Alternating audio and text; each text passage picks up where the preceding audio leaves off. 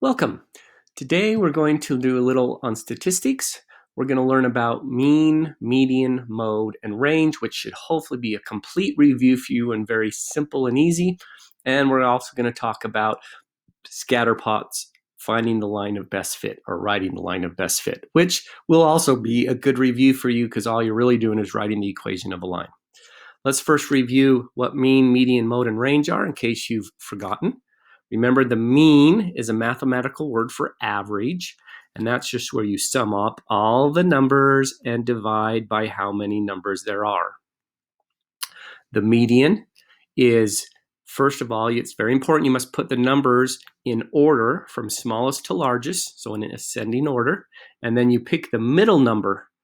And if there isn't a middle, in other words, if there's an even number of numbers, then there's going to be two middle numbers, and you take the average of those two middle numbers. So if there is one single middle number, you take that middle number once you put the numbers in order from least to greatest. If there's two middle numbers, you take the average of the two. So the median actually might not even be a number in your data set. Same as the mean. The mean's not necessarily a data in your number set or a number. The mode is the most frequently occurring number, so that always has to appear in your data set. So just whichever number you see the most often or appears most frequently is the mode. The range is the difference between the largest and the smallest. So you just find the largest number, you find the smallest number, you subtract the smallest away from the largest, and you get a value, or the range. It's how spread out they are. The range, by the way, should always be positive. So let's hurry and quickly do a few of those. Just to make sure that you understand what's expected. And again, all of these should be very, very simple and straightforward. Just a review, very quick. I would recommend having a calculator, so when you have to do the the mean, you can just use your calculator to add them. Here's the mode. Mode is the most often. So I have 2 9s, there's 3 6s, there's 3 9s, there's 4 6s, 4 9s, 5 9s, 5 6s. 1, 2, 3, 4, 5. There's 5 9s. 1. Oh, that's a positive 6. 1, 2, 3. Okay, so we got 1, 2, 3, 4, 5 negative 9s. I almost watch your signs. So the mode is negative 9. That's the most frequently occurring number. Here's the median. Now again, the most important thing about a median is you have to have them in ascending order, which it does not look like these are. And again, remember, the larger the negative number, the smaller it actually is. So we have a negative 9, then we have another negative 9. So we have those two negative 9s. Then we have a negative 8, then we have a negative 3, and then we have a positive 8.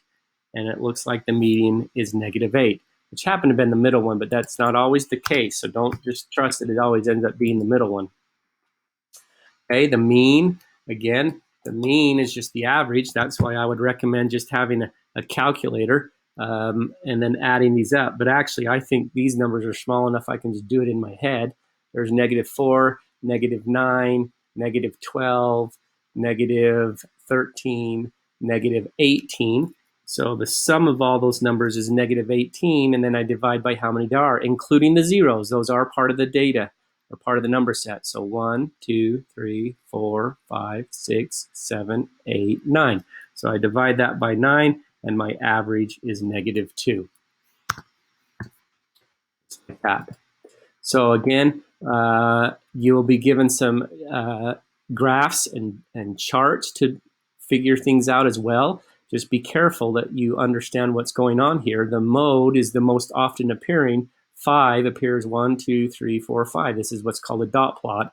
And these check marks above just say how often the 5 appears, how often the 6. So obviously 5 is the most. Anyway, do these. They should be pretty straightforward. You might have to, interpret some graphs, but that's good because this is some data. Again, range, find the largest number, which is 9. Subtract the smallest number, which is 5. Our range is 4. These shouldn't be very hard. The next topic, though, I want to talk about is the line of best fit. Now, the line of best fit, all you really are doing is writing the equation of a line, which you have done many, many, many times in the past. So what they're going to do is they're going to give you a scatter plot. Now, in real life, not very many things follow a perfectly linear pattern. But if you take data and you graph them, they might have this scatter plot where you have all these different points. But if you notice, the points kind of follow a trend. They're continually going up. The further to the right you go on the graph, the further up they go. And so they say, let's try to write an equation that represents the trend of these data points. How is it progressing forward? So what they'll do is they'll usually pick 2 points that might not even be part of the data set, but follow the trend. So this line that goes to the 2 yellow points follow the trend of the blue dots.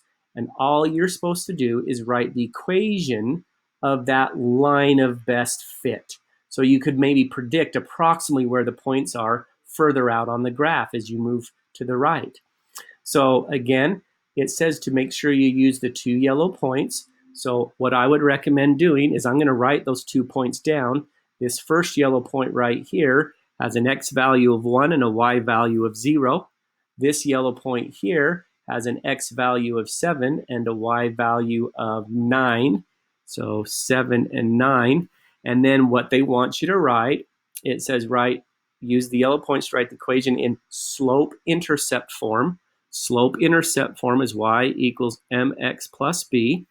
Okay, m, remember, is the slope. It's found by the rise over the run, which is y2 minus y1 over x2 minus x1, or second y minus the first y divided by the second x minus the first x. And so we get 9 minus 0 is 9, 7 minus 1 is 6, and then we reduce this to a fraction of 3/2.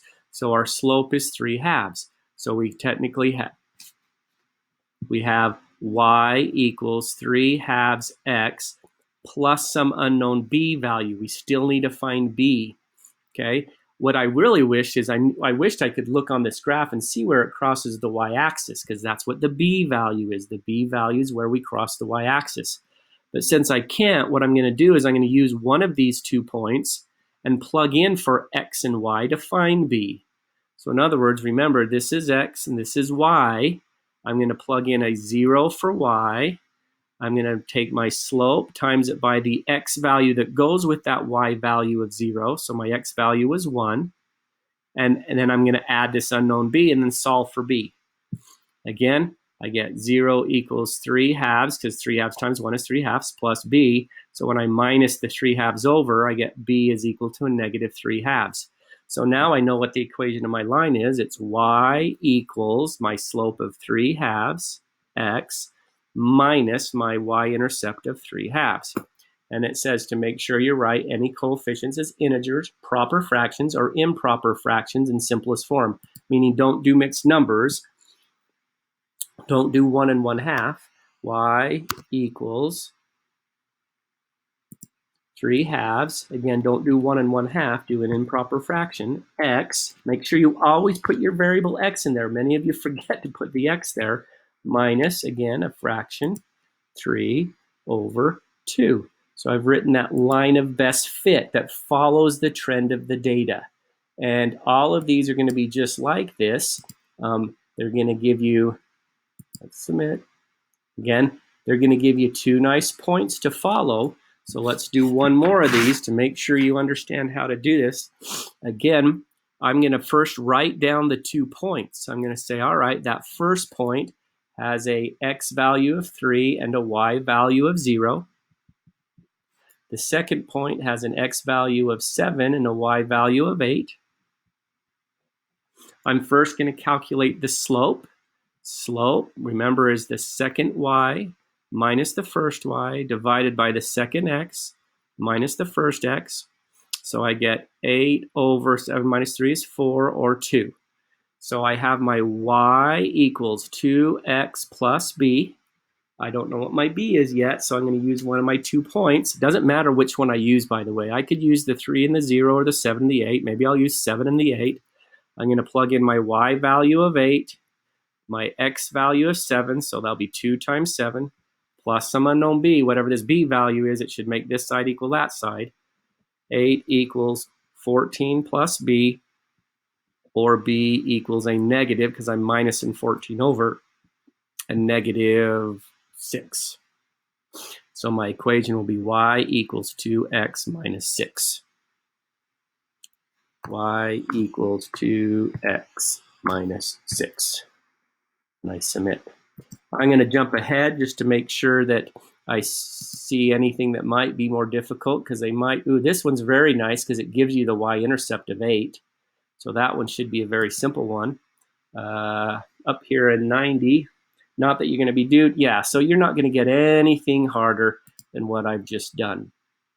Again, you're just using 2 points to find the slope. You're trying to find your y-intercept. If it doesn't give you your y-intercept, an easy way to find your y-intercept again, don't use your x-intercept accidentally as your y-intercept. Again, we'll do one more since we just got a few minutes here. So we have this first orange point of 4, 7, x value of 4, y value of 7. My second orange point has an x value of 6, a y value of 0. So my slope is going to be my second y minus my first y divided by my second x minus my first x. So I get a negative 7 over 6 minus 4 is 2. So again, that doesn't reduce. Don't write it as a mixed number. Just write it as negative 7 halves. So I have y equals negative 7 halves x plus some b. Now I'm going to plug in whichever one of these makes it easiest for me to find my b value. I love using values of 0, so I'm going to make my y value 0. My x value that goes with the y value of 0 is 6, so I get negative 7 halves times 6 plus some b. So I got 0 equals 6 over 2 is 3 times that 7 is going to be a negative 21 plus b. So when I add the 21 over, I find out my b is 21. So my final equation now is going to be y equals my slope of negative 7 halves x plus my b value of 21. Again, if you have any concerns or need me to help you individually, please do contact me. We're getting really close to the end of the year, so I want to make sure you're doing well. Let's see if I did this right. Know how to do my, look at that, correct. Anyway, again, contact me if you need any help, and we will talk to you later.